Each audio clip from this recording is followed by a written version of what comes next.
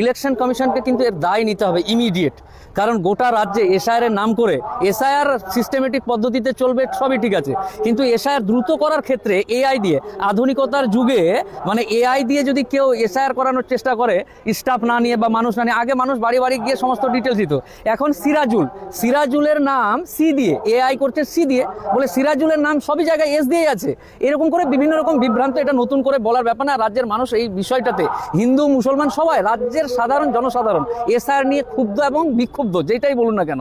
কারণ এবং খুবই অশান্তিতে আছে, কারণ মানুষ আজকের দিনে 200 টাকা ইনকাম করবে কি করে সেটা নিয়ে ব্যস্ত, তার মধ্যে আবার 14 বার একবার খসড়া লিস্ট, একবার হসড়া লিস্ট, একবার ভসড়া লিস্ট, এই যে বিভিন্ন রকম লিস্ট বের করছে, এই লিস্টগুলোতে কোনো সময় নাম থাকছে, কোনো সময় নাই, তারপর নোটিশ করো, এই করো, এই করো, বিভিন্ন রকম ক্যারিকাচারগুলো করছে। এটা কিন্তু ইলেকশন কমিশনকে, রাজ্যের যে বর্তমান পরিস্থিতি, এই পরিস্থিতির ক্ষোভ প্রত্যেকটা মানুষের মধ্যে, ক্ষোভ কিন্তু একটা আছে, এই ক্ষোভ যদি ফাটে তাহলে কিন্তু ইলেকশন কমিশনকে তার দায় তাকেই নিতে হবে, এটা সাধারণ মানুষের দায় না।